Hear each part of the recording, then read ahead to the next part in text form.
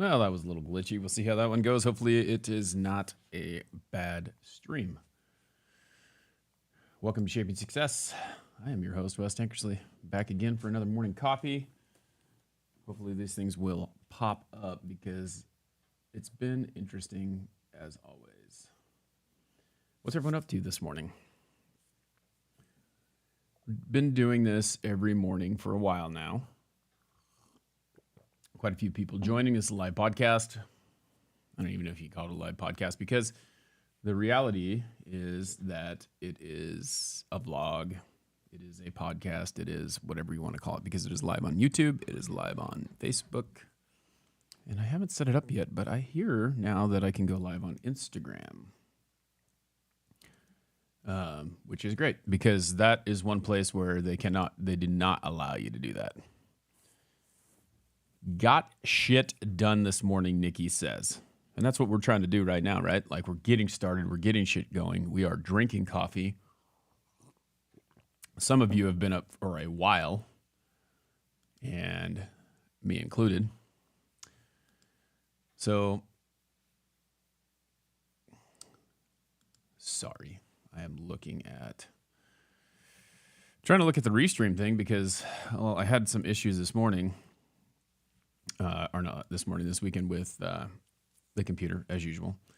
It's kind of one of those things, like I'm starting to realize that maybe it's not just an issue with computers, it's just the way that computers are, and we're always going to have problems with them. So, screw it. Let's keep moving forward. If I can type this morning. If you can see, I kind of did a little bit of fixing up in the studio, and you probably never noticed it, but I did, and it doesn't look as clean as I wanted it to, but now it does. I've got that kind of squared away. If you're watching this on TikTok, you can see I've got some bass traps up here, which I'm working on, trying to get the room a little bit more soundproof, a little bit more in order. You can't see the corners. I got some other corner pieces because they make these things that just go in the corner, make it a lot cleaner than that. I've got a couple soundboards in front of me, which I'm going to make a couple more, one for each side of there. And it's all about just absorbing sound and making it so that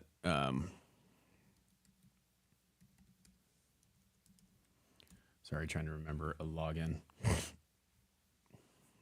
It's all about making it quieter for the person who does the editing, because when you have a bunch of background noise, it doesn't work as well. I guess we're not going to get in there. Hopefully the stream is coming to you well. I know that it's coming because Nikki has got it. I apologize.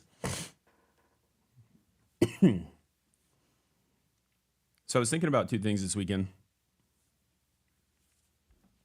I've been listening to this book by Arnold Schwarzenegger called Be Useful, which has kind of a dual meaning. But when you're talking about things that you do, you need to remember that being useful is very important. And as you're doing things throughout the day, are you being useful? And he was talking about whining, okay?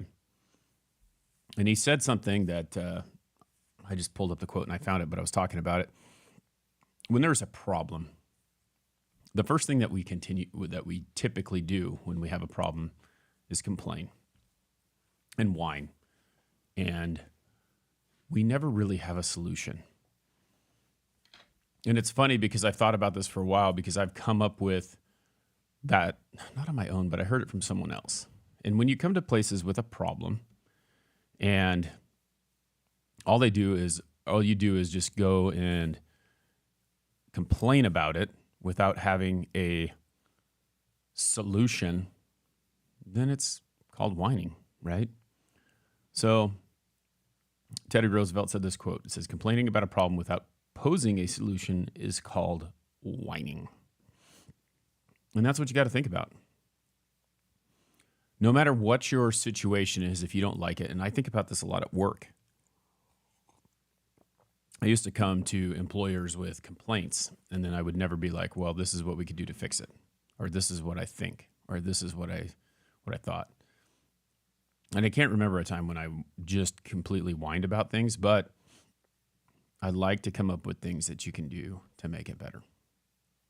And that's how my brain works. It's like, if I don't like it, what can I do to make it better? And how can I make it better? And how can I be more efficient? And that's kind of the way my life is. Like, with everything that I do in general, I'm always trying to find a way to make it easier, to make it more effective, to make it more streamlined, to make it more clean. And I know that it's easy to complain. I get it. Nikki says, it's a good thought. I definitely complain though. And we do. But think about what you do when you complain. Are you trying to create a better situation? Or are you just complaining about what is actually going on? And I think that that's what a lot of us get lost in. It's like, are we just going to bitch and complain about it? Or are we going to try and figure out a way to make it better? And that's what you got to do. You have to work to make it better. Here's another good one. It says, when you complain, you make yourself the victim. Leave the situation, change the situation, or accept it. All else is madness. So that's the other thing too, right? Like, if you don't like it, if you don't agree with it, you have choices, right? Leave, change, or accept it. And if you can't do any of those, then shut your damn mouth. Because I tell you what, it's not going to get any more exciting or fun for you to sit there and complain and whine about the situation. We have to be willing to do one of those three. Champions never complain. They're too busy getting better. Are you a champion? Joe and TikTok, what's going on? Good to see you. Thanks for hopping in. Appreciate you. I feel called out. Yeah, I feel called out sometimes too. You know, the funny thing about this is that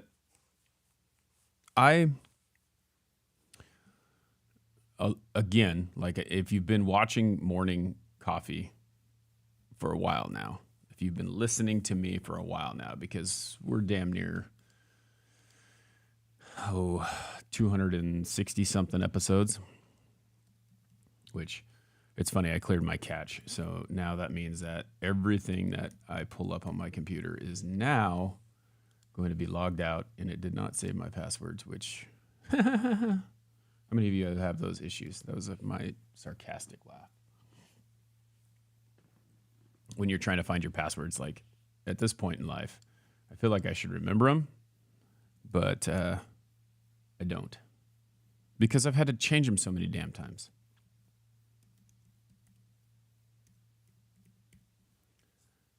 And that is a pain in the butt, because, you know, like, when you log into things, and they tell you, you got to change your password. You got to change your password. You got to change your password. And then, like, you auto save them and everything, which is probably not a good idea, but I don't really care.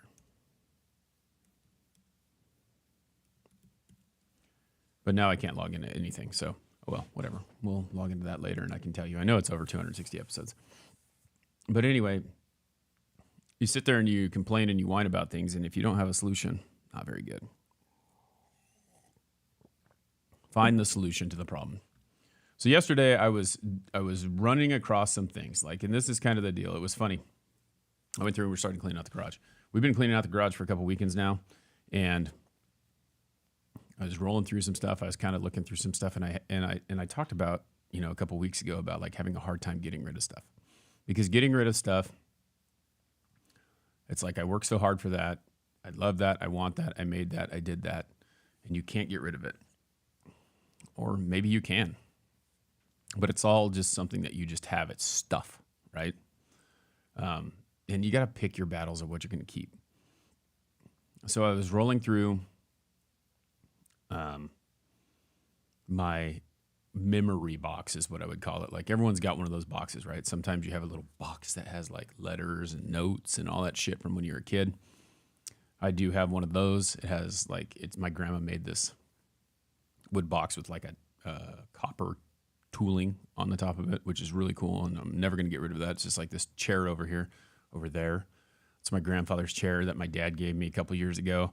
I'm like, no, that can't go anywhere. I'm going to do something with it. And it sat in my storage unit for like 3 years. And then I took it and I had it refinished. And it's a beautiful chair. So it's going to sit in here. Gosh, you guys don't know how this works. I'm looking at something different. I'm looking at everything's the opposite. It's a mirrored version of what it is. So you try to point at something, you're pointing the wrong direction. Still haven't got used to it. But I was going through that box and I pulled out some stuff. I had like my Letterman's jacket. What is up, Cloudy, over on YouTube? And so I was an athlete in football. There's a couple things that kind of bugged me, though. I was missing my baseball pin on there because I did letter in baseball one year, my senior year. And it's got my football pin on it with the bars and everything, which that's a whole nother story. But anyway, I was rolling through it and I was looking and I found this little card. I don't know where I put it. I think I put it back in the box, but I took a picture of it before I put it back in the box because I didn't want to lose it. And it's funny, this is where these things started. In 1996, I was 16 years old. And I'm trying to think, it hadn't to be 96 because I graduated in 99. So 95, I was 15 years old. I was 16 during baseball season. No, never mind. I was 15. Anyway, ramble. But I was playing on the baseball team, and my freshman baseball coach, Brian Hoffman, was my social studies teacher my freshman year. And Brian Hoffman was he was the varsity baseball coach. But in the beginning of the season, everyone gets together, everyone practices together so that they can do tryouts and they can decide what team you're going to go on. We had a freshman, we had a JV, we had a varsity team. Okay. What's up, Wug? I hope you are feeling better from the COVID. And then the next year, he had a massive heart attack and he passed away. And sitting at his funeral, it was kind of cool watching, because the year before they had won the state championship in baseball. And we had watched the team walk into this funeral. They were all wearing their Letterman's jackets. They were all like, it was just kind of the coolest thing ever because it was just a memorial to this guy who was such a great guy. And I didn't get to know him very long, but he taught my social studies class, and then he taught my driver's ed class, and then he passed away after my driver's ed class. It was kind of a tough thing. But my mind has always been on this don't quit thing. My dad, I almost quit football when I was in 5th grade. My dad had nothing of that. He would not allow me to quit the game or quit the sport, quit something that I started, because he had quit something that he had started when he was younger for a whole completely different reason. He didn't have the choice. His brother had committed suicide and he had to take care of a bunch of things for him. And so like he deeply regretted quitting because he probably could have made it work, but there was just so much going on for like a 15-year-old, 16-year-old kid. He was the same age as I was or he was a freshman in high school. And he loved playing the game, but he will never forget quitting because he didn't have much of a choice. But anyway, in his, the little pamphlet that they hand out at his funeral, he had this poem by John Greenville Whittier called Don't Quit. I'm going to read it to you. Reading poems, it is what it is. You're going to have to listen to it because I think that it has a lot of meaning and it'll tell you a little bit more from where I'm coming from, okay? And why I think the way I think. Not only did all these things come into place when you're growing up and you're moving through life and navigating, and I think that if you look and you try and find the good things in everything that's going on in your life, it's a little bit easier than sitting there and camping on the bad things. And there's not very many bad things compared to the good things. But you don't see the good things because we're conditioned to see the bad things, okay? So here it is. I'm going to read this to you. I'm going to talk to you about it a little bit. I might end up telling you a little bit more about that story of me quitting football, but we'll see. It says, when things go wrong, as they sometimes will, when the road you're trudging seems all uphill, when the funds are low and the debts are high, and you want to smile, but you have to sigh. When care is pressing you down a bit, rest if you must, but don't you quit. Life is strange with its twists and turns, as every one of us sometimes learns. And when my failure comes about, when he might have won, had he stuck it out, don't give up through the though the pace seems low, you may succeed with another blow. That's some good crap right there. You never know. You never know if the next try could be the last try, the try that gets you there. Success is failure turned inside out, the silver tint of the clouds of doubt, and you never can tell just how close you are. It may be near when it seems so far. So stick to the fight when you're hardest hit. It's when things seem worse that you must not quit. For all the sad words of tongue or pen, the saddest are these, it might have been.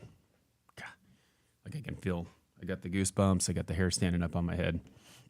It's crazy, man. It's crazy. These are things that, like, if you look for clues in your past, you might find something that will make you realize who you are. And that's why I love sports, and those are the lessons that I learned.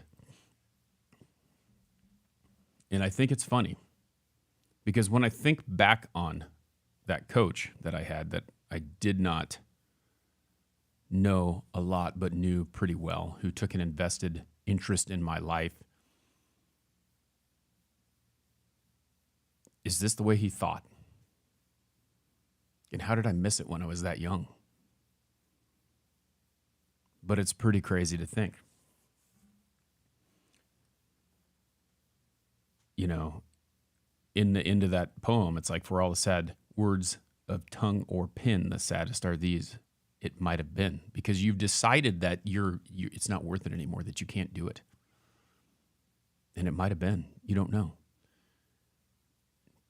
I don't know. It's been a couple months now. We were talking about the piñata, right? Like, you think about the piñata. When a kid is beating a piñata with a bat, with a stick, with whatever, and they hit it 2 or 3 times and no candy comes out.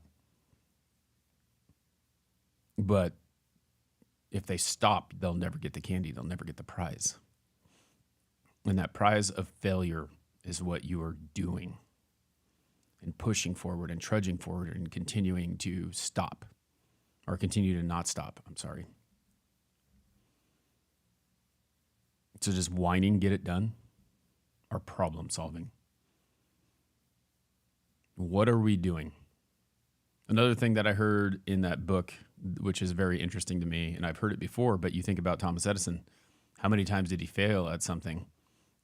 And his response was, I learned so much from those, though, and I learned how many times not what to do, right, from the failure. He was talking about WD-40. How many of you use WD-40? WD is like the 40th version of that. So the guy failed 39 times before he got what he wanted. And now look at it. Now look at it. Now look where WD-40 took you. So remember, if you're chasing a goal, if you have a dream, if you have a desire, quitting is where it ends. And I'll tell you real quick about the story about my dad. And I'm not going to tell you that I was a world famous athlete, because I wasn't. I was pretty decent. When I was in the 3rd grade, we moved to Ontario, Oregon. Previous to that, I had played Little League, and we had a coach that was not allowing me to play, which at the time, I didn't think anything of it, but it made me have this hate for baseball. Like, I didn't want to play baseball. So I didn't play baseball again until I was in the 5th grade. But what had happened was I went out for football, and we had, they call it Pop Warner everywhere else, but they call it Optimus football here. Just the, 5th grade football, and you played with the 5th and 6th graders. And I showed up and went to practice, and first day, you're putting on shoulder pads, you're putting on all that gear, and you're really hot. It's in the middle. It's just at the end of summer, and it's roasting. And, here I am, prime guy for football. I think I was probably 6 foot when I was in the 5th grade, or size 10.5 shoe. I was a big kid, prime for football.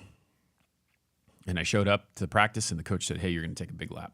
And this big lap, it's funny because I can guarantee you, if I go back there right now and I go look at that lap, it probably wasn't that big. I bet you it was like 1/8 of a mile. It was not huge. He called it a big lap, though. So we were going to run around this whole elementary school and end up back in where we were, practicing. And so we go out the first thing, and I take this big lap, and no big deal. I mean, it's running. I was tired. It was a pain in the ass, but I did it. So then we continue to go through practice. We're learning how to tackle because we don't know how to do that yet. We're learning how to block. We're learning how to do all these things. They're assessing us. They're trying to figure out who we are. Well, I was over 150 pounds or over 100. Yeah, I was over 150 pounds. I think it was over 100 pounds. You had to have a red stripe on your helmet. The only position you could play was line because you're too big and you're going to hurt someone if you're like a running back or whatever. So that was it. The only thing you could play is line. And so, whatever. Anyway, I think I was like a defensive lineman at the time. And I found this ribbon that I got because I was the most improved player that year. But this was what set that most improved player off. So we get done with practice, and he goes, all right, we're done, but we're going to do one more thing. We're going to take another big lap. And I lost it. I'm like, no fucking way. I'm not doing this. I lost it. I'm tired. I'm not doing this. There's no way. And I threw a fit. And I think my mom picked me up from practice. But like after an argument, I said, no, I'm not doing it. Or I ended up doing it or something. And then I went home and I told my dad I was quitting. I'm not playing football. I'm not going to do this. I don't want to run. I'm tired. I'm not going to do it. So the story that I was telling you about my dad when he was a freshman in high school, he had to quit because his brother committed suicide, and it was a tough thing for him. Not only did he just lose his brother, but he's a freshman in high school. He's trying to navigate school. He was a big kid like me, playing football, and that was the sport that he was going to play. He didn't play. He ended up not playing any sports in school because of the situation that had happened. And his brother was really into FFA and ag, lived in a place where that was a big thing.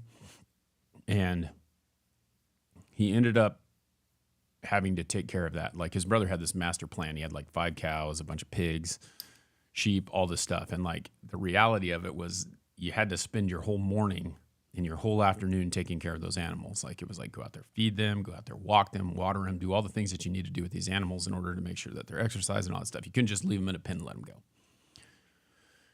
So he became responsible for that stuff because no one else could do it. And so he didn't have the time to play. And so like he regretted the fact that he had to quit. It wasn't a choice of his. And given the choice again, he would never allow that to happen. So this is the crossroads where we're at. So with a little 90s behavioral enhancement, he convinced me to go back out and go back to football. Had he not done that, there was a lot of things that wouldn't have happened. Okay. A whole nother story, but it's almost unheard of to letter 4 years in varsity in football for most people. The year before, there was a freshman that ended up on the varsity team, got a punctured lung playing, and he lettered, but he lettered 4 years. And there hadn't been anyone who lettered all 4 years in a long time at my school. And I was on the path to make that happen when I was in high school. And then I ended up not on that path because something else happened. We'll talk about that at another time. But anyway, I lettered 3 years. I got a scholarship to play football in college. And had I quit, those things never would have happened. And that's the point of this. Like we can sit here and we can quit and then we'll never know what would have been. And we can think about it forever. And that's kind of what I think about with my dad. Like I think about how he always has that doubt that what could have been, would he have been like an NFL player? Probably not. But he never had the chance to prove that he could do anything other than what he's doing now. So, and again, that's like that choice was his choice, right? Those were the things that he had, not his choice, but those were the things that he had to go through. Like he didn't get the opportunity to do things that he wanted to do because of a situation that he had no control over. And so I think about that every time I think about I'm going to stop doing something or quit doing something. And I think that's a good reminder.